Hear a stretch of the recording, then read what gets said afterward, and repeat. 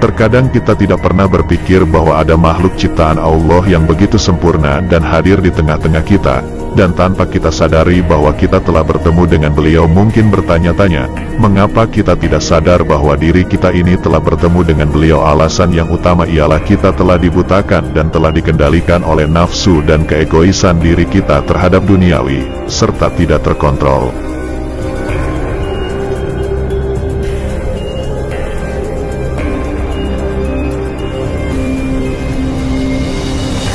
Alasan yang kedua, mungkin saja kita kehilangan kesabaran dalam menunggu, sehingga terlalu terburu-buru dalam mengejar harta duniawi sampai pada akhirnya di hari kemudian kita tidak sadar bahwa kita telah bertemu beliau, dalam bentuk yang kita tidak ketahui, namun hati menggebu-gebu bagaikan api yang tidak bisa dipadamkan. Mungkin di antara kalian telah bertemu.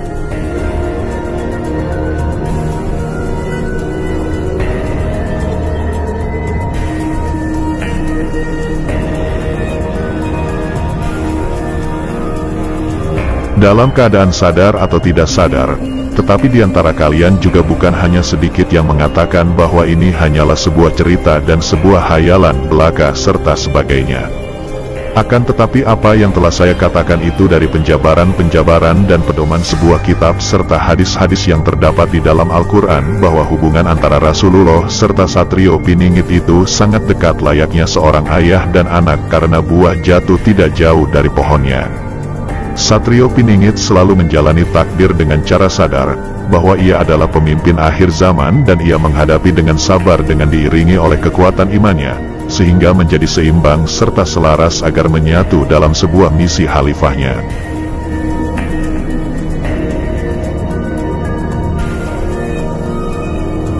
Begitu pula dengan kehidupan Rasulullah Shallallahu Alaihi Wasallam. Semasa hidupnya selalu dipenuhi cobaan dan tantangan yang di luar kemampuan manusia dalam ketentuan takdir yang telah dikehendaki oleh Allah Subhanahu wa Ta'ala. Semuanya yang telah terjadi di bumi dan di langit adalah kehendak dari Allah Subhanahu wa Ta'ala.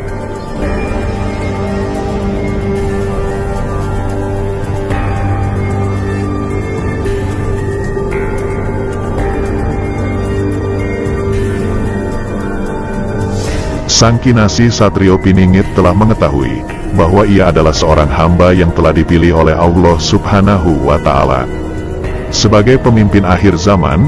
Akan tetapi Allah Subhanahu wa Ta'ala memberi perintah kepada Sang Kinasih Satrio Piningit untuk tidak memberitahukan jati diri yang sebenarnya kepada publik, dikarenakan bukan hanya golongan kanan dan putih saja yang mencari dirinya, tetapi golongan kiri serta golongan hitam.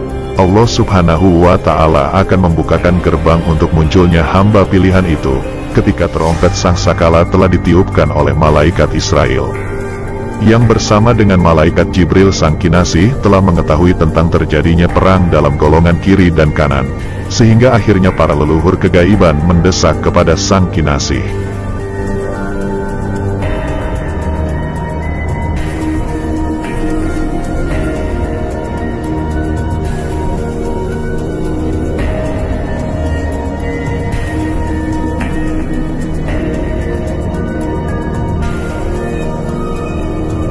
Demikian pula bergejolaknya alam diiringi dengan gejolak keributan manusia di mana-mana, dengan ketidakadilan kemanusiaan yang semakin berkurang, serta sejarah yang selama ini disembunyikan keasliannya. Semua akan terus menuju puncaknya sampai pemerintah tak sanggup menangani segala permasalahan di negeri Nusantara.